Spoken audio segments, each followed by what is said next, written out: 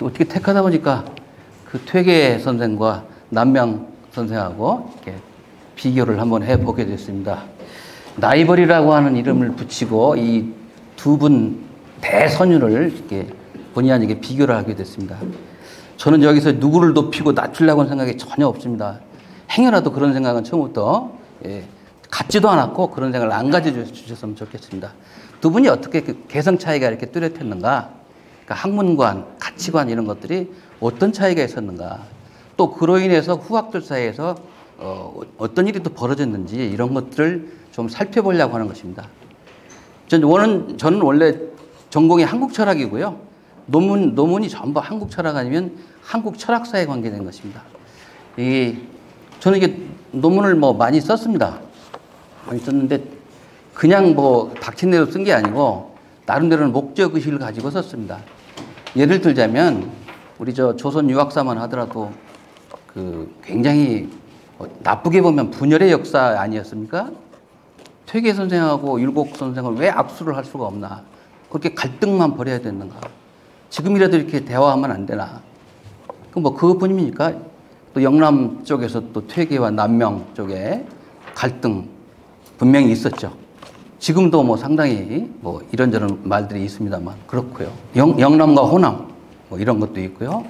그래서 이제는 과거 500년 그 역사를 갈등의 역사 좀 치유하자라고 하는 측면에서 전부 논문을 그런 쪽에다가 초점을 맞춰서 썼습니다. 지금 논문 쓴 것 가운데 상당히 많은 부분이 퇴계학파와 율곡학파는 과연 만날 수 없냐? 라고 하는 겁니다. 결론은 아니다. 실제로 만날 수 있도록 노력하신 분들이 많이 있습니다. 영남에서도 나왔고요. 기호에서도 나왔고요. 네. 앞으로 이제는 대동단결 쪽으로 가야 된다고 생각합니다. 예. 그 철학적 차이 때문에 이렇게 정치적으로 분열을 해서는 안 된다는 것이 제 생각이고요. 저는 또 개인적으로도 제 출신지가 전라북도입니다. 전라북도인데 제가 태어난 곳 바로 부근이에요. 하서 김인우 선생이 태어나신 곳이고요. 그 장성 출신이시죠. 나중에 제 고향인 순창에 와서도 강학을 하신 그런 분입니다. 그래서 요새는 이제 호남과 영남의 만남이라고 하는 또 그런 주제를 가지고 강연도 하고 논문도 쓰고 그렇게 합니다. 오늘은 이제 영남 쪽에서 퇴계와 남명 사이에 어떤 사고 차이가 있기에 그 후학들에게서 이렇게 갈등이 빚어졌냐라고 하는 것을 좀 보도록 하겠습니다. 이 두 학파의 대립에는 정치적 입장의 차이가 크게 개재합니다. 이 두 분이 계실 적에는 거기까지는 안 갔습니다만은 나중에 퇴계학파, 남명학파가 성립된 뒤에는 아주 이게 굉장히 문제가 커지죠. 그에 못지않게 저는 그 두 학파의 학문 성향과 개성의 차이가 크게 작용했다 이렇게 생각합니다. 또 거기서 더 올라가면 그 학파의 시조인 퇴계와 남명과 만나게 된다 이렇게 생각합니다. 이 퇴계의 남명 선생은 두 학파의 갈등, 대립, 분화 이런 것들에 직접 간접으로 원인을 제공한다고 생각합니다. 우리 한국 유학사를 보면요, 아마 율곡같이 남을 평가를 많이 한 사람이 없을 것입니다. 경연일기라고 들어보셨죠? 이거는 이제 일기 형식으로 써놨는데 죽고 난 뒤에 100년 뒤에 세상에 공개를 해라라고 그랬답니다. 왜 100년 뒤에 공개를 하라고 했는지는 나중에 밝혀졌죠. 평가가 아주 박합니다. 거의 한 100여 명 이상이 되는 학자, 정치인들에 대해서 평가를 해놨는데 후하게 평가해 준 분이 퇴계 선생이나 우계 성원 정도일까? 나머지는 아주 가차없습니다. 이런 것들이 당대에 만약 밝혀졌다고 보십시다. 아주 큰 사단이 났겠죠? 근데 율곡의 바람대로 100년 뒤에 밝혀지지 않았습니다. 사전에 그보다 훨씬 앞서서 이 경연일기가 세상에 공개가 됐는데 그로 인해서 오늘날에는 율곡의 붓대 아래에서는 완전한 사람이 없다. 다 율곡에 한번 평을 해놓으면 다 어디가 좀 부족한 사람, 결함이 있는 사람처럼 이렇게 비춰진다는 거죠. 율곡은 나름대로 이제 춘추필법에 따라 썼다고는 합니다만은 평이 아주 박한 게 사실입니다. 퇴계 선생에 대해서는 좀 비교적 후하게 쓴 편인데 퇴계 선생에 대해서도 무별저지서라. 특별한 책이 없다. 퇴계 선생이 그렇게 책을 많이 쓰셨고 대단한 책을 내셨는데 무별저지서라. 특별한 저술이 없는 것 같다라고 평을 했습니다. 나머지는 뭐 말할 거 없겠죠. 그런 평을 냈다고 한다면 나머지는 더 말할 게 없을 것입니다. 이제 이 율곡 선생은 자기 가치 기준이 아주 굉장히 엄격합니다. 도학적 잣대를 딱 들이대가지고 거기에 미흡한 사람은 다 가차없이 이렇게 비판을 했는데, 또 한편은 그렇습니다. 자기가 가치 기준이 될 수는 없지 않느냐. 제3의 입장에 서야지 자기가 기준이 돼가지고 자기한테 안 맞는 사람을 혹독하게 비판할 수는 없지 않느냐라고 한 사람도 없지 않아 있습니다. 자, 거기에 비해서 퇴계 선생의 경우는 뭐 인물평을 그렇게 많이 남기지는 않았습니다. 근데 아시다시피 퇴계 선생이 어떤 분이십니까? 조선조 500년 성리학의 나라 조선을 일구신 분 아닙니까? 어떻게 보면 조선은 퇴계 선생이 이렇게 만들어 놓은 그 성리학 궤도에 따라서 500년이 흘러갔다고 해도 틀린 말이 아닙니다. 그런 분이 평가를 내렸는데 인물평을 무슨 어떤 형식에 맞춰서 한 건 아닙니다. 어떤 글을 쓰다가 비문을 쓰든지 행장을 쓰든지 거기다 몇 마디씩 쓰는데요. 그게 아주 천금의 무게가 있는 평입니다. 후대에 전부 다 그걸 인용을 하죠. 두 줄 썼는데도 말이죠. 뭐 무게가 말할 수가 없죠. 그냥 그런 평들이 있는데요. 아주 묵직한 평을 남겼습니다. 이 퇴계 선생의 평가는 주로 학문에 관계된 거, 그 다음에 출처, 이 정치판에 나가야 될 때 나가는 거는 뭐 좋은 평가를 받겠지만, 나가면 안 되는 시절에 나가면 좋지 않는 평가를 받겠죠. 당연히. 그런 거를 출처 진퇴라고 합니다. 그게 좀 어긋남이 있으면은 완전히 아주 가차없이 비판을 했습니다. 이 퇴계 선생의 보통 겉모습을 따뜻할 온자에다가 온화할 화자, 그럼 화자를 많이 쓰시고 온자를 많이 쓰고 합니다만은 학문상에 관계된 거, 진리에 관계된 것에는 절대로 양보함이 없었습니다. 가차없이 아주 평가가 매서웠습니다. 이 남명에 대한 평가도 그런 차원에서 보시면 될 것 같습니다. 제가 하고 싶은 얘기는 두 분이 상대방을 어떻게 이해하고 평가했는지 이게 매우 중요한 의미를 지닌다. 그런 차원에서 이 글을 쓰게 됐다. 그런 말씀입니다. 자, 이제 차례는 이렇게 됩니다. 이거 쉽게 쓴다고 썼는데 아마 읽어보시면 다른 글보다는 좀 쉬울 것입니다. 퇴명, 퇴계 남명의 정신적 교육과 학문상의 포용성, 그 다음에 퇴계 남명의 개성상의 차이, 퇴계 남명의 학문관과 퇴계의 남면 비평, 그 다음에 퇴계 남명의 출처관과 시국 인식의 차이, 이렇게 해서 8개로 이렇게 본론을 나눠봤습니다. 자, 영남학파의 양대 산맥입니다. 나중에 이제 그 남명학파가 몰락함에 따라서 남명은 그렇게 부각되지 못했죠. 최근에 와서 이렇게 굉장히, 역시 제가 이런 말하면 남명학파에게 야단 맞을지 모르지만 후손들의 재력도 상당히 그쪽 후손이 잘 됐잖아요. 연구비 많이 줍니다. 저도 연구비 받은 적이 있습니다. 연구비 남들보다 많이 줬죠. 100만 원 줄 때 300만 원씩 주고 아주 오래전부터 그렇게 했습니다. 그 후손이 아주 지극정성이에요. 그 덕분에 남명학이 사실은 커져버린 거죠. 저는 그렇게 생각합니다. 거기다 또 경남 쪽에 경남 지사부터 시작해서 막 전적으로 나섰지 않았습니까? 예? 그런 게 필요합니다. 퇴계야 뭐 그러지 않아도 뭐 잘 굴러갑니다만 그 후발주자인 남명학이 그렇게 커버린 데에는 그런 후손의 헌신적인 노력과 그다음에 경상남도가 거의 거도적으로, 도가 다 원통 나서가지고 했다고 봐도 틀린 말이 아니죠. 자, 근데 이제 그 당시만 하더라도 거의 경남 좌도에는 퇴계, 우도에는 남명, 이렇게 양대 산맥으로 평가를 받았습니다. 자, 좌도의 도산서원, 우도의 덕천서원인데 덕천서원은 비교가 안 되죠. 이건 또 대원군 서원 철폐 때 없어져 버렸고요. 나중에 세운 1920년대 후반, 27년인가 그렇습니다. 나중에 세운 것입니다. 자, 퇴계 선생이 편지를 주고받았는데 많을 것 같지만 그렇지 않습니다. 3통밖에 없습니다. 주고받은 게 많지 않은데 결론부터 미리 말씀드리자면 한 번도 만나지를 못했어요. 같은 영남에서 사시는데도 못 만났습니다. 어떻게 보면 만날 수 있는데도 불구하고 안 만나신 것 같아요. 제가 봤을 때는. 하도 그 두 분이 그 영남 쪽에서는 양대 산맥을 이루다 보니까 또 성향이 너무 다르고 하다 보니까 만났을 때 좋은 얘기보다도 좋지 않는 얘기 같은 것이 나올 것을 우려하지 않았는가, 저는 그런 생각을 해봅니다. 편지를 보면 굉장히 안타까워해요. 못 만난 거를. 만나면 되잖아요. 근데 실제로 못 만났어요. 예. 자, 이 남명에게 이런 얘기를 합니다. 나와 남명은 정신적으로 사귄 지가 오래다. 직접 만나면 더 좋죠. 근데 왜 신교, 정신적인 교유라고 했을까요? 안타까움이 묻어납니다. 지금 남쪽 지방의 고사로는 이 한 사람을 꼽는다. 고사. 말하자면 서보 허유 같은 그런 사람을 고사라고 하잖아요. 예. 주로 학문보담도 이제 그 절개, 지조를 지키는 사람들을 고사라고 하는데 여기 말씀 쪽에 뼈가 들어있잖아요. 학문보담도 당신은 이제 절개 쪽으로 평가를 받는 사람이다라고 하는 그런 게 들어있거든요. 남명은 이렇게 얘기해요. 평소 퇴계를 북두성처럼 우러러보았다. 이 남명의 평가에는 뭐 정치적인가 학문적인 그런 거 없습니다.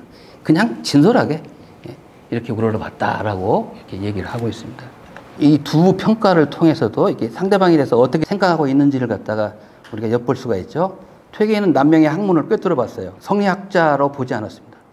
그저 뭐 옛날에 고사, 절개를 지키고 숨어 살았던 그런 사람들, 그런 부류로 이렇게 보신 거죠. 저는 그렇습니다.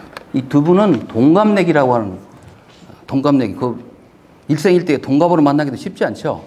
또 영남에서 태어났다고 하는 거예요. 이런 것도 있습니다만은 하여튼 한 20가지 항목을 놓고 다 대조를 해봐도 같은 것을 찾아보기 어려울 정도입니다. 그렇게 달라요. 타고난 기질도 다르고요. 학문 경향도 다르고, 그 다음에 출처관, 지금 정치판에 나가야 되느냐 말아야 되느냐. 한 분은 나아가셨고요. 한 분은 끝까지 안 나가셨죠.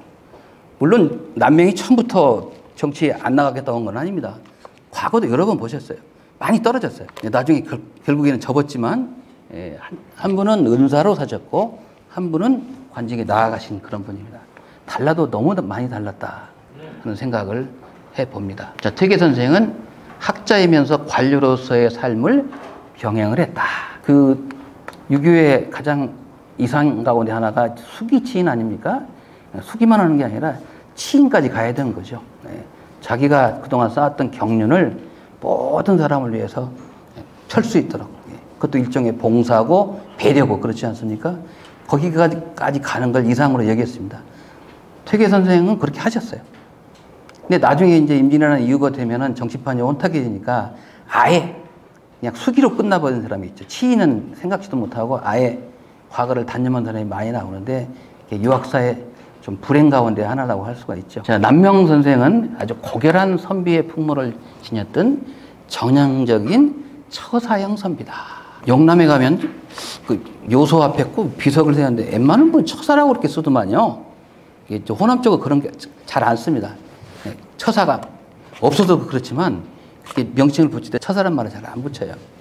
이 처사는 벼슬을 안 한 선비이기도 합니다만은 뭐라 그럴까요? 처사하면은 정통 유학의 길만 밟은 사람만을 지칭한 건 아니거든요. 그래서 조금 조심해서 쓸 필요가 있는데 하여튼 이 처사형 선비입니다. 이분은 불교를 직접적으로 공부한 것 같지 않은데 이렇게 스타일로 보면 불리문자, 이 불교적인 그런 학문관이라고 할까? 뭐 이런 것들, 그런 것들하고 통하는 바가 많이 있습니다. 이게 불교적 성향이 있습니다. 그렇다고 이분이 불교를 배웠다는 건 아닙니다. 결과론적으로 봤을 때 그런 성향이 있어 보인다. 이분은 또 양명학적인 것과도 많이 통하죠. 그래서 오늘날에는 이제 그 후학들이 이 남명을 양명학자 대열에 끼기도 하는데 남명 쪽에서는 벌쩍 뛰죠. 그런 소리 하지 마라. 그렇지 않아도 조선시대 내내 시달려 왔는데 또 양명학자냐. 그래서 그렇게 벌쩍 뜁니다만은 사실은 어떤 학설을 갖다 놓고 이렇게 논문을 쓰거나 그런 건 없습니다만은 그 성향, 학문 성향을 보면 양명학과 통하는 기질이 분명히 있습니다. 자, 여기 이제 남명 쪽을 조금 더 보겠습니다. 남명은 안자. 우리 고사적 기풍을 얘기할 때는 안자까지 올라갑니다. 안자는 공자의 제자입니다만은 또 고사들을 얘기할 때에는 안자까지 올라가요. 안자의 고사적 기풍. 그 다음에 북송대 유학. 그 다음에 특히 이론보다 실천을 중시했던 정명도 정희천, 이정의 학문. 그리고 원대 이래의 실천유학적 그런 경향과 만나게 됩니다. 그 중국의 노제 허영이라는 사람이 있지 않습니까? 원대 유학을 대표하는 사람의 그런 실천유학적 그런 경향과 만나게 됩니다. 이들 세 학풍을 딱 한마디로 요약하자면 실천공행 덕자로 요약을 할 수가 있습니다. 이 남명은 정명도 정희천, 그 가운데서도 정희천보다도 정명도를 그렇게 아주 존송을 했습니다. 사당을 지어서 이렇게 초상으로 그래서 모셨는데 정의천은 빠졌어요. 명도만 갖다가 하죠. 특히 정명도의 사상을 잘 체득한 학자입니다. 중국 철학 하시는 분들은 뭐 잘 아시겠지만 양명학을 갖다 얘기할 때 정명도도 갖다 대는 사람들이 많이 있잖아요. 성향이 비슷하니까. 예. 정명도 사상을 잘 체득했다고 한 거, 요 아주 굉장히 그 끄덩이가 될 만한 것입니다. 남명학에 내포된 노장적 요소, 노자장자적 요소죠. 호가 남명이에요. 그 남명이라는 것 자체가 그 노장적 기풍이 바로 들어가 있지 않습니까? 그 다음에 장행거의 그 대장부적 기질. 예. 대장부면 장행거. 그런 기질이 또 있는데 횡거적 요소가 분명히 있습니다. 그 다음에 양명학 요소. 이런 것들을 다 보면은 전부 각각 다른데, 각각 다르잖아요? 근데 남명의 한테서는 하나로 뭉쳐 있어요. 하나로 만나고 있습니다. 그게 그 가운데 공통분모가 뭐냐? 저는 바로 명도 사상이라고 생각합니다. 정명도가 그 안에 들어있기 때문에 다 만날 수가 있다. 이렇게 생각을 합니다. 자, 남명 선생 이제 문집인데요. 문집 얼마 안 됩니다. 원래 남기지도 않았을 뿐더러 남겨놓은 것도 자꾸 조선 후기 정치사와 이게 결부가 돼가지고요. 막 여러 차례 남명집을 박아내고 또 그 가운데 막 후학들이 정치적으로 박해를 안 당하려고 막 글자를 임의적으로 걸쳐버리고 해서 문집을 아주 버려놓은 그런 일도 있었습니다. 많지 않은데요. 여기 보면은 뭐 많이 여러 말이 있습니다만은 한마디로 요약을 하면 성리학의 이론적인 거는 다 밝혀놨다. 정명도, 정의천, 주자가 밝혀놨는데 이 남은 건 뭐냐? 실천밖에 없다. 딴 얘기 필요 없다. 이제 그분들이 다 해놨으니까 실천만 하면 된다. 그 얘기예요. 유명한 말을 남겼습니다. 정주 이후로 남는 것은 실천뿐이다. 야, 대단한 표입니다. 예. 이런 표를 남긴 사람도 없어요. 자, 여기 정주 이후 불필저술이라. 정자와 주자 이후에는 꼭 저술할 게 없다. 할 수 있으면 좋은데, 능력이 있으면 해도 좋은데, 그럴 시간이 있으면 실천하라 그 말이죠. 근데 요새는 어디 그렇습니까? 그 당시에는 아주 실천에 돈독한 사람이라 하더라도 100년, 200년 가다 보면 남는 거는 저술밖에 없거든요. 연구할 때 저술 없으면 연구가 안 돼요. 요새 남명학 연구가 한계에 왔습니다. 내가 봤을 때는. 왜냐하면 워낙 남겨놓은 게 없거든요. 어지간히 다 파헤쳤어요. 나올 게 없다고 생각합니다. 저는 개인적으로. 자, 남명 선생의 유명한 말이 있습니다. 큰 저자의 진귀한 보배가 즐비한데도 종일토록 왔다 갔다 하면서 값만 물어봐. 이 청어 얼마입니까? 이 고등어 얼마입니까? 물어봐요. 끝내는 안 사. 사야 되는데 안 사요. 제 것으로 만들지 못하는 것은 내가 짠 배 한 피를 팔아서 생선 한 마리 사는 것만 못하다. 이론이 아무리 뭐 고급이고 좋아도 많아도 하나라도 제대로 실천한 게 낫다. 참 비유가 대단하죠. 근데 이제 그 밑에 남명이 자기 스스로를 평가를 한 적이 있습니다. 나는 비단을 짰지만 아직 한 피를 완성하지 못했다. 비단을 짰대요. 처음부터 비단을 목표로 비단을 짰는데 완성을 못했어요. 퇴계는 명주를 짰대. 명주를 짰는데 벌써 한 피를 완성했다 이거죠. 옛날 분들은 말을 해도 안에 그거 뭐 들어있어요. 그냥 이게 한쪽 비단을 짰다 그러고 명주를 짰다. 나는 아직 완성을 못했는데 저쪽 벌써 완성을 했다. 곰곰이 제가 여기다 평을 안 하겠습니다. 여러분들이 새겨보세요. 이 퇴계 남명 이 두 분 위에는 당신하고 비슷한 성향을 가진 분들이 두 분이 계셨어요. 퇴계가 그렇게 존경했던 사람이 회제 이현적 선생 아닙니까? 남명 조식갖고 기질이 통하는 사람이 화담 서경덕입니다. 나중에는 이게 당파로까지 연결이 돼버리잖아요. 퇴계 쪽은 회퇴학파, 회퇴학파라고도 하잖아요. 남인으로 가는 거고 저쪽에 남명 조식과 화담 서경덕은 나중에 북인 계열로 갑니다. 성향이 비슷해요. 성향이 비슷하다 보면 만날 수밖에 없는 거거든요. 이 남명 조식은 굉장히 개성이 뚜렷하고 그러다 보니까 화담 서경덕을 높이 평가했는데 퇴계 선생은 화담 서경덕에 대해 좋은 평가 안 하죠. 이치이자를 중시하는 분이 기자를 중시하는 분을 절대로 높이 평가할 수가 없죠. 이 초당 허엽이라는 사람이 있죠. 허균이의 아버지. 이제 서경덕의 이제 제자인데 맨날 퇴계를 만날 때마다 우리 선생님은 그냥 장외인과 같은 사람이다. 우리 선생님이 남기신 책은 정몽과 같은 책이다. 늘 이렇게 하니까. 그래? 어디가 장외인과 같으냐? 어느 대목에서 정몽과 같으냐? 한번 펴서 얘기 한번 해보라고 다그쳤다고 하는 그런 기록이 나올 정도입니다. 그리고 너무 그 허엽이 자기 선생을 죽이니까 아, 저 사람은 공부를 안 했으면 참 착하게 살 사람인데 공부를 해가지고 버렸다라고 얘기를 한 대목도 나옵니다. 남명은 이 회제에 대해서 비판을 하죠. 출처 진퇴가 온전하지 못하다. 그 윤원영이 있는 당시에 그 벼슬길에 나갈 일이냐. 나가지고 결국은 말이죠. 나중에 을사사화 때 연로가 돼가지고 죽지 않느냐. 앞을 내다보는 명철한 식견에 부족함이 있다라고 비판을 하는데 퇴계는 그렇게 생각하지 않죠. 그런 흠이 있는 건 분명하지만 한국 성인학사의 물줄기를 갖다 틀어놓은 사람이 바로 이 회제 선생이다. 회제는 퇴계 선생이 그렇게 칭찬 안 했으면 성균관 문묘에 배양되기 어려워요. 이거는 제 말이 아니고 역대 소녀들의 공론입니다. 퇴계 선생의 말 한마디가 나라의 공론이 되다시피 한 건데 그 한 사례가 바로 이연적의 사례입니다. 자, 이게 아까 그 얘기입니다. 이게 남명 조식이 그 이연적에 대해서 이제 비판을 한 내용이거든요. 당시에는 대윤과 소인의 싸움이 곧 일어날 듯하여 나라의 형편이 위태롭기 그지없다. 이거는 말이지 삼척동도 다 하는데 아 그때 벼슬길에 나갈 게 뭐냐. 그래가지고 결국은 귀양 가서 돌아오지도 못하고 저 평안도 강계에서 돌아가지 않았어요. 영철모 신의 식견에는 모자람이 있었던 자다 이렇게 한 건데 퇴계 선생이 여기에 대해서 굉장히 비판을 합니다. 그 선율을 평가할 적에는 그렇게 흠만 들춰내는 게 아니다. 퇴계는 이와 정반대로 회제 행장에서 이연적을 선생이라고 합니다. 지금은 뭐 아무나 선생이라고 하죠. 옛날에는 선생이라고 하고 그 밑에를 공이라고 해요. 선생이라고 붙여야 될 때 공이라고 하면 귀자 맞아요. 요새는 공과 선생을 가리지 못하고 다 선생이래요. 선생이란 말이 굉장히 높인 말입니다. 선생이라 일컬으면서 그의 학문을 극구 칭송하였다. 퇴계는 이연적의 대학장구 보유, 구인록, 중용 구경연의를 통해 그의 학문을 엿볼 수가 있지만 만기당 조안보와 무국태극에 원한 글 너대편, 편지가 일단 너대통이 돼요. 그게 거기에서 아주 성리하게 아주 제대로 된 조예를 보여준 거거든요. 그 개인끼리 왔다 갔다 한 편지입니다. 그게 당시 학계에 알려지도 않았어요. 그걸 이제 회제 이연적 선생의 아들이 행장을 써달라고 자료를 가지고 갔을 거 아닙니까? 그때 그 편지가 그 속에 들어있어요. 자료 속에. 그걸 보고 막 아주 박수를 치고 무릎을 치고 말이에요. 대단하다. 그래서 평가를 한 거죠.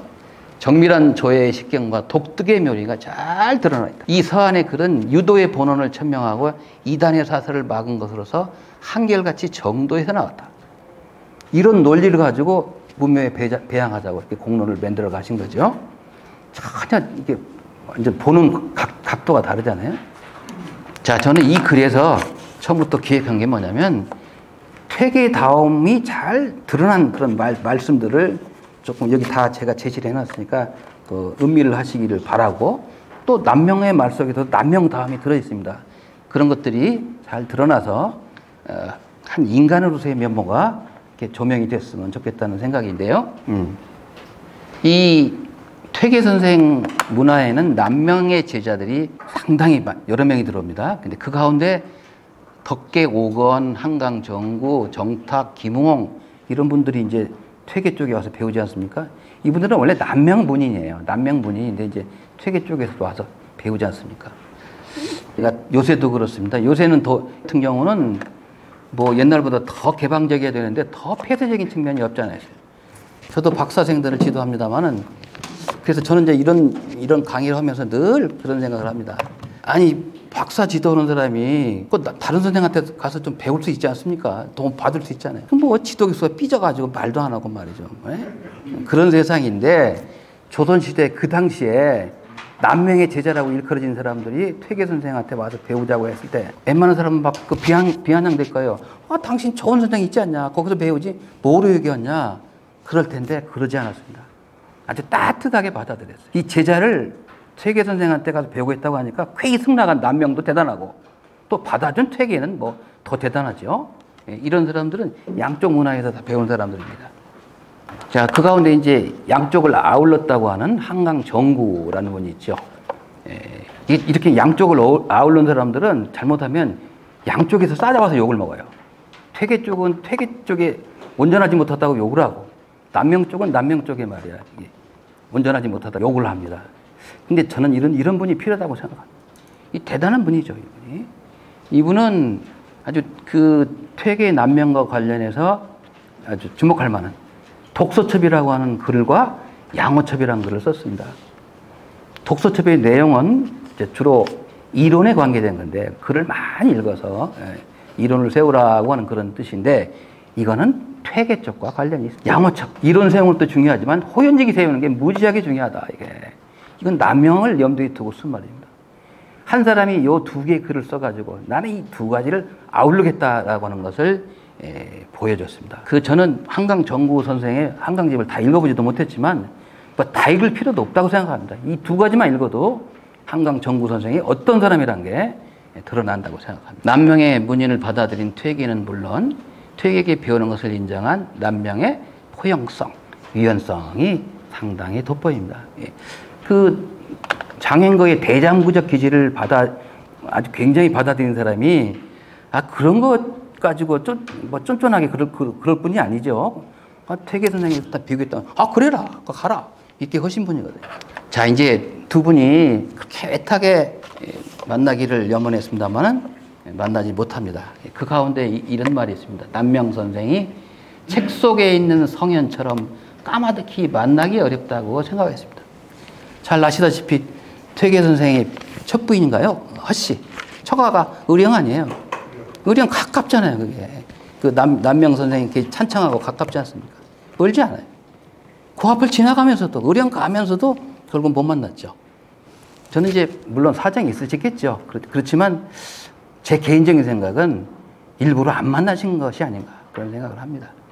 이게, 우리 만나자. 이게 남명의 말 속에는 그런 게, 성현은 이미 돌아가셔서 만날 수는 없고 책 속에서 만나는데 당신하고 나하고는 글을 쳐지는 아니지 않느냐. 지금 살아있지 않냐. 좀 만나자. 그런 얘기예요. 책 속에 있는 성현처럼 까마득히 만나기 어렵다. 좀 만나면 안 되냐. 그런 얘기죠. 여기 남명이 이제 보낸 편지인데요. 이게 1564년. 64살이면 진짜 거의 황혼역입니다. 내일 모레 이제 언제 죽을지 모르는 그런 나이거든요. 다 한번 읽어보겠습니다. 평생 마음으로만 사귀면서 지금까지 한 번도 만나질 못했습니다. 앞으로 이 세상에 머물 날도 얼마 남지 않았습니다. 결국 정신적 사귐으로 끝나고 마는 건가요? 아주 애절함이부터는. 인간의 세상사에 좋지 않은 일이 많지만 어느 것 하나 마음에 걸릴 것이 없습니다. 남명이 그렇게 살아왔다는 거죠.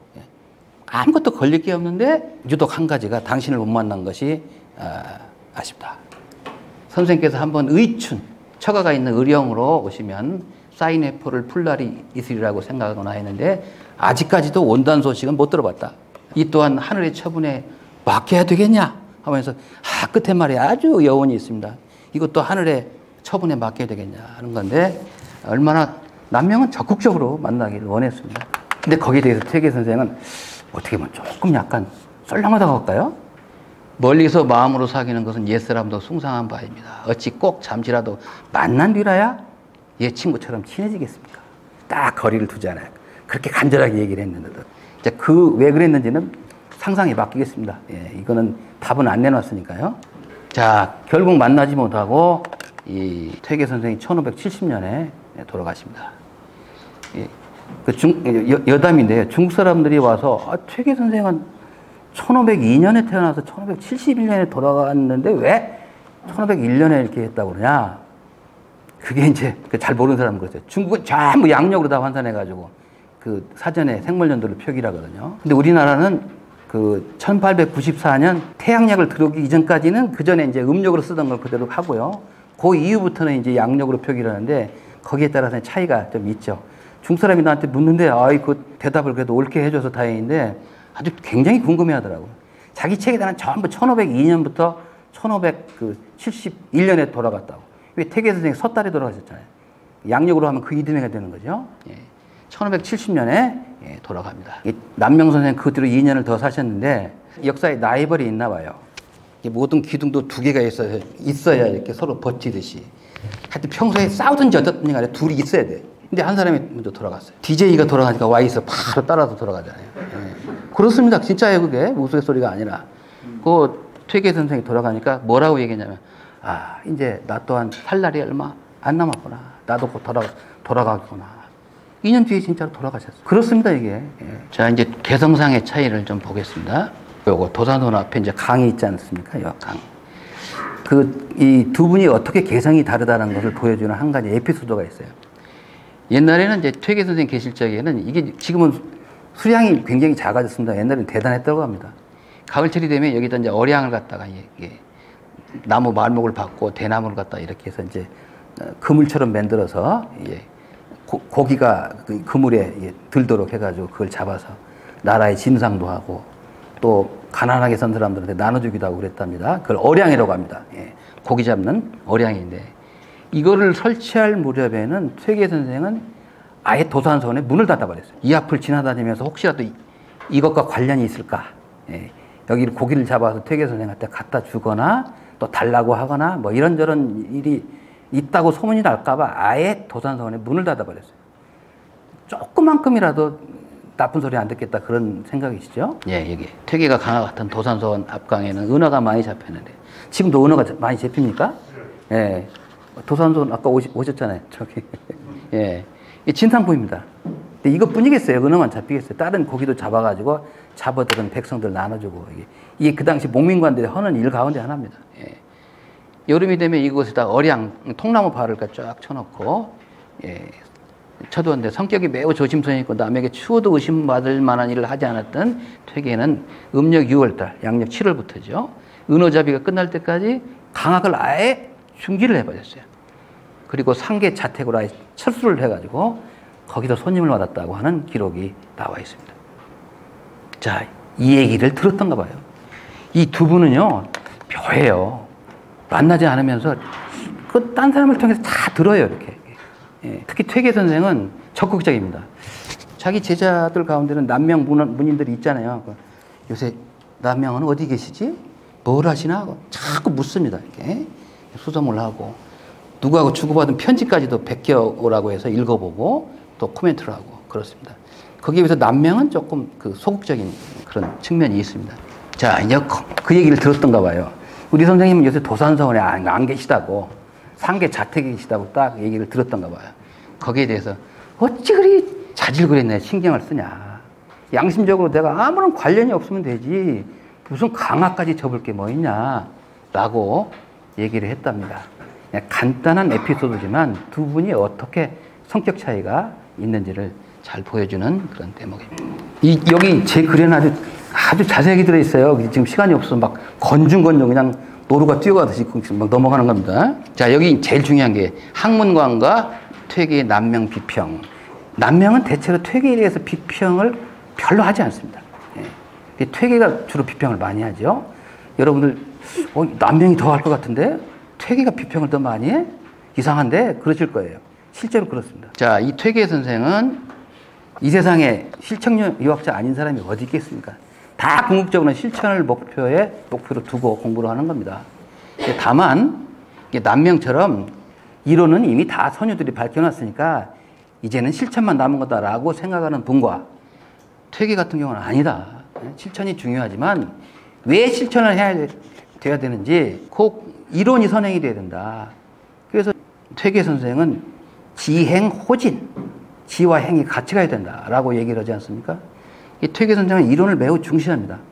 당연히 실천도 중시하죠. 근데 이론을 함께 중시한다는 건데 이 남명 선생은 우리나라 선유들 저 원나라 때부터 쭉 부모한테 효도하고 나라에 충성하고 이게 전부예요. 유학에 철학적 깊이가 없다고 맨날 평가를 들어왔죠. 그런 것들이 이제 한원당 김경필 그다음에 일두 정여창 이런 사람들까지 다 그런 풍으로 내려온 건데 남명까지도 그 풍을 이어받은 거예요. 그렇게 본다면 퇴계 선생이 굉장히 앞서가신 분이죠. 성리학의 이론 쪽으로 방향을 트신 분이기 때문에 그 당시만 하더라도 퇴계 선생 정도만 빼놓고 나머지가 다 실천유학을 중시하는 그런 분들이었어요. 남명 선생에게 학문은 곧 실천학을 의미하였어요. 퇴계가 중시하는 이론 탐구의 학문을 좀 지나친 평가죠. 구구한 문자의 학문 정도로 평가를 하는 대목이 나와요. 그렇게 문자로 하는 학문 말고 몸으로 해라. 몸으로 하는 학문 중요하지 하면서 평가를 하는 대목이 나오는데 중간에 누가 말을 좀 잘못 전했는지 어쨌는지 모르겠습니다만 실제로 구구한 문자의 학문 정도로 이렇게 평가하는 대목이 나오는데 조금 지나친 감이 없지 않아 있습니다. 그러면서 이제 퇴계한테 이런 편지를 보냅니다. 알려진 바로는 이제 남명이 지리산을 갔는데 거기 호남에서 웬 젊은 학자가 와서 있더래요. 그 사람이 이제 고봉 기대생입니다. 고봉 기대생이 나중에 퇴계 선생하고 성리학 논변을 오랫동안 하지 않습니까? 그 기대생을 보니까 똘똘하긴 한데 아주 건방지고 그 맨날 이기심성 얘기만 하더라고요. 이제 그걸 염두에 두고 이제 편지를 보냈습니다. 근래에 보니 학자들이 손으로는 쇠소하는 범절도 모르고 뭐 비들고 마당 쓸 줄도 모르고 뭐 이불 갤 줄도 모르고 소학적인 아주 기본도 안 낸 사람들이 입으로는 천리가 어떻고 뭐 이런 것들을 이기심성 얘기나 하더라 이거죠. 그래서 천리를 담론하여 이름만 도적질하고 이로써 사람을 속이려 하다가 도리어 상처를 입고 저만 상처 입은 게 아니라 다른 사람한테도 해를 끼치게 한다 이거예요. 이거 기대성을 염두에 두고 한 말입니다. 그런데 선생 같은 장로께서 그 어른께서 이것을 뿌질하면서 말리지 않는 때문입니까? 아니 그런 젊은 학자가 와서 말이지 실천에 힘써야 될 사람이 와서 이렇게 하면은 아직은 자네 나이들은 실천에 힘써야 돼 이런 거 할 나이가 아니야 하고 말려야 되는데 그 두 분이 논변을 했다 이거야. 이제 그 화살이 퇴계한 때까지 갑니다. 이게. 당신이 안 말려서 그렇다 이거야. 선생이라면 윗자리에 올라 있으므로 우러러보는 이가 참으로 많을 터이니 10분 억제하고 규계하심이 어떨까 합니다. 말은 아주 굉장히 온순하게 했는데 이 뼈가 들어있잖아요. 이 퇴계의 학문까지도 아울러서 이제 겨냥하는 그런 측면이 있습니다. 여기에 퇴계 선생은 이렇게 생각을 합니다. 의리의 탐구와 실천의 문제를 나눠봤습니다. 부모한테 효도라고 무조건 막 강요하지 말고 왜 효도해야 되는지를 가르쳐 줘야 될 거 아닙니까? 성리학에서 가장 중요한 게 소이연이에요. 소이연. 왜 그런가? 왜 그런가의 그 이치를 탐구하는 게 성리학의 기본이거든요. 당위적인 그런 것만 가르친 게 아니라 왜 그런지를 가르쳐 주는 게 바로 성리학의 기본인데. 그래서 뭐 천리가 나오고 인도가 나오고 뭐 이기심성이 나오는 거지. 자, 나눠봤어요. 남명이 성리학에 대한 공부와 조예가 깊지 않다고 평가를 합니다. 생각이 전혀 다른 거죠. 전혀 다른. 저분은 이론을 공부를 안 하고 실천만 중시하다 보니까 자꾸 딴 데 빠진다. 양명학도 끼웃거리고 불교도 끼웃거리고 이런다 이거죠. 비판하면서 학자로서의 자질을 높이 평가하지 않았습니다. 그리고 이런 말을 합니다. 노장위수라고 하는 노장이 빌미가 되었다. 공부를 잘못했다는 얘기죠. 육아의 글을 읽어야 되는데 노자 장자를 잔뜩 읽어가지고 길을 잘못 들었다는 거죠. 이 퇴계 선생이 한 말입니다. 근데 이 넉자 때문에 나중에 그 내암 정인홍 그분들한테 엄청나게 퇴계 선생이 막 그냥 나중에 헐뜯음을 당하는 거죠. 어떻게 이런 말을 할 수가 있냐. 자, 그리고 실제로 퇴계 선생이 한 말은 아닙니다만 나중에 퇴계학과에서 이런 말이 나와요. 남명이 길을 잘못 들었기 때문에 그 수제자인 정인홍이 더더욱이 나쁜 쪽으로 갔다. 순자까지는 괜찮죠. 순자는 육아에서 정통이 아니고 비정통이지만은 그래도 여긴 육아의 규모가 남아있는데 나중에 그 밑에서 나오는 이사는 완전히 법가로 가버리잖아요. 꼭 같은 꼴이다. 남명 선생이 잘못돼가지고 그 밑에서 법과와 같은 정인홍이 나왔다 이거죠. 이거는 퇴계를 존중한 그 택당 이식이라든지 이런 사람들이 한 말인데 퇴계 쪽에서도 이런 말들이 심심찮게 나왔습니다. 자, 퇴계 선생의 이제 말씀을 좀 들어보겠습니다. 이거는 제 말이 아니고 실제로 그 편지 속에 나와 있는 겁니다. 제자들하고 나눈 편지 속에 나와요.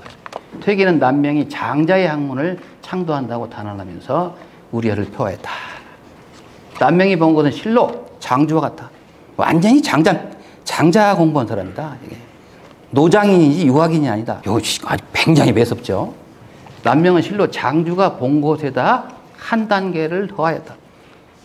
장자보다 한 단계 더 앞서갔다는 거죠. 계부당명 같은 것은 저 남명이 지은 계부당명이라는 글이 있어요. 계부당명 같은 것은 그 내용이 노장서 가운데서도 보기 어려울 정도로 더 심하다. 정도가 더 대단하다라고 하는 그런 평가를 합니다. 완전 노장학자로 봐버린 거죠. 자, 이런 것들이 나중에 이제 알려짐으로써 남명 쪽에 남명 선생은 그냥 뭐 이런 걸 다 넘어갔지만 그 제자들 사이에서 이제 굉장히 이 퇴계나 퇴계 학파에 대해서 이제 좋지 않은 감정이 나오게 되는 거죠. 이 학문에 대한 견해 차이는 이 두 분은 물론 그 후학들에게 갈등 요소로 작용을 하게 됩니다. 자, 이건 택당 이식. 이분은 기호 쪽 사람인데 율곡과 똑같은 덕수이십니다. 근데 그렇게 퇴계를 존중을 했어요. 이런 얘기를 합니다. 퇴계를 잘 읽은 사람 같습니다. 제가 봤을 때는. 퇴계는 남명의 의론과 기습이 후패가 있을 것이라고 생각했다. 이게 처음에 들어갈 때 잘못 들어가면 첫 단추를 잘못 끼면 나중에 전수 틀려버리듯이 틀림없이 나중에 후패가 있을 것이다. 그 후패는 빠르면 자기한테 나타나지만 자기가 아닌 그 밑에 제자들 때에서 나타날 거다. 이렇게 봤어요. 이른바 기절을 숭상하고 기계, 절개를 숭상하고 이상한 것을 좋아한다고 그랬어요. 중정한 도리로 요구하기 어렵다는 등의 말은 대개 도가 행해지지 않아 현명한 사람이 중도에서 지나쳐 다른 가닥으로 빠질까 두려웠을 따입니다. 퇴계가 속으로 이런 것들을 근심했는데 정인홍에 이르러서 비로소 드러났다. 예, 저기 남명이 순자라면 정인홍은 이사라는 거죠. 예, 법과가 됐다는 거죠. 예, 역시 후학의 귀감이 될 만하다. 완전히 퇴계 쪽에 서서 평가를 내려놨는데 요 인용 많이 됩니다. 굉장히 많이. 자, 이제 출처관과 시국 인식에 대한 견해 차이인데요. 간단하게 보면 얼추 시간을 맞출 수 있을 것 같습니다. 자, 퇴계 선생은 당신이 과거를 봐서 벼슬게 나아가서 그랬는지 모르지만 현실 참여에 대해서 부정적으로만 보지 않았습니다. 그러면서 이렇게 얘기를 합니다. 남명에 대해서. 위에서 현자를 알아주지 않는 것도 아니다. 명종임금 같은 사람은 널리 그 은일지사를 뽑았잖아요. 이게 숨어 사는 선비들 가운데 훌륭하신 분을 추천을 받아가지고 임명을 했습니다. 그때 남명 선생도 벼슬을 받았지 않습니까?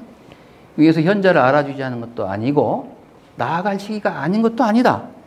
윤원영이 이미 다 제거됐다. 전국이 다 완전히 복구됐다. 근데 왜 안 나가냐? 그 얘기죠. 나아가지 않는 것은 출처의 도리에 맞지 않는다. 왜 지리산에 숨어가지고 안 나오시냐? 나오시라. 그렇죠. 자, 이 남명 선생은 여기다가 이제 그 얘기에 대해서 이렇게 얘기를 합니다. 공은 무소의 풀을 태우는 명철함이 있지만 저는 물동이를 이고 있는 듯한 탄식이 있습니다. 게다가 눈병까지 흐릿하여 참호를 제대로 보지 못한 지 여러 해가 되었습니다. 명문 퇴계를 말하는 퇴계께서 바른산으로 눈을 밝게 열어주시지 않겠습니까? 이야, 은유법이 대단합니다. 눈병은 무슨 눈병이에요. 눈병 나서 그런 게 아니에요. 나는 지금 눈병 난 것처럼 현실 파악을 제대로 못하니까 당신이 좀 튀어주시라. 당신이 안약 역할을 해달라고 말이야. 비유가 대단하지 않습니까? 예? 근데 그에 대해서 이제 그 퇴계 선생이 한마디 하신 건데요. 한번 보실까요? 저기 62쪽 보십시오. 62쪽. 아래에서 셋째 줄 보십시오. 나 자신도 당귀를 구할 수가 없거나. 당귀. 우리 먹는 당귀 있죠? 채소 가운데. 근데 그 당귀는 원래 이제 순수 우리말인데 그걸 한자로 당귀. 마땅히 고향으로 돌아가야 된다는 그 당귀라고 표현한 거죠. 나 자신도 당귀를 구할 수가 없거늘 어찌 공을 위해서 바른산 구하기를 도모하겠습니까? 그래서 이게 은유법에는 은유법으로 탁 데리고 그러는 거죠. 정말 고수들은 말이 필요 없어요. 딱 몇 마디만 그냥 의사소통이 되는 거니까요. 아까 이현적에 대한 평가를 놓고 벌어진 거는 아까 말씀을 드렸습니다. 자, 이제 결론인데요. 자, 나중에 이제 퇴계 남명이 돌아가시고 학파가 형성이 되고 또 그다음에 인조반정이 일어나고 그 뒤로도 뭐 남명학파가 완전히 세력이 완전히 꺾였다고는 하지만 그래도 그 뿌리가 남아있다 보니까 자꾸 갈등이 벌어집니다. 영남의 학문에 대해서 누구보다도 잘 알았던 그런 성호 이익은 이런 평가를 합니다. 퇴계만 덕이 순수하여 하자가 없을 뿐만 아니라 남명 역시 한 점의 시기나 혐오가 없음을 볼 수가 있다. 한 점의 시기나. 보통 사람 같으면 시기에 할만하죠. 나이도 동갑이지. 남명이 봤을 때, 이거 퇴계만 자꾸 평가받고 자기는 상대적으로 평가를 덜 받은 것에 대해서 시기도 있을 법한데 그런 게 없다는 거예요. 혐오가 없음을 볼 수가 있다. 본받을 만하다라고 했는데, 양쪽을 조금 아우르려고 하는 그런 노력의 흔적이 보이는 그런 평가입니다. 자, 이 퇴계 선생은 공과 사를 분명히 잘 가립니다. 예를 들어서 이제 제가 엊그저께 이제 우리 학교 총장이 퇴임하는데 퇴임식에 축사를 했습니다. 퇴임식 축사하면서 그 총장 4년 동안에 막 잘못한 것을 잔뜩 늘어놓을 수는 없잖아요. 그건 칭찬을 하는 자리입니다, 거기는. 그래서 지난 4년 동안 이런 일도 하시고 저런 일도 하시고 칭찬을 많이 했더니 흐뭇해하더라고요. 이 퇴계도 그렇게 했습니다. 공적인 자리에서, 사적인 자리에서. 공적인 자리에서는 70일을 분명히 가렸는데 사적인 자리에서는 또 굉장히 또 그렇게 막 일방적으로 비판한 것 같은데 화담 서경덕에 대해서도 대단한 사람 아니냐. 한국에서 말이지 성리학이 정말 존재감조차 없을 때 어쨌거나 장제의 그 정몽류의 그런 철학을 편 사람이 누가 있었냐. 예? 그런 점에서는 대단하다고 평가를 하면서 또 이런 식구를 남깁니다. 그분이 살았을 적에 한번 만나보았더라면 10년 글을 읽는 것보다 차라리 나았을 것을. 퇴계 선생하고 10살 차이입니다. 10살. 아니, 1489년이니까 12살 차이죠. 띠동갑입니다. 띠동갑인데 1489년생이고 1501년생입니다. 예. 이렇게 얘기를 합니다. 딴 공적인 자리에서는 막 학문을 얘기할 때 막, 대단하죠. 대단합니다. 예.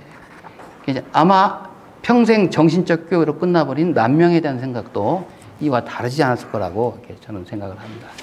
이렇게 해서 제가 아주 간단히 했는데 여기서 마치고요. 예. 질문하시겠으면 질문하시죠. 예.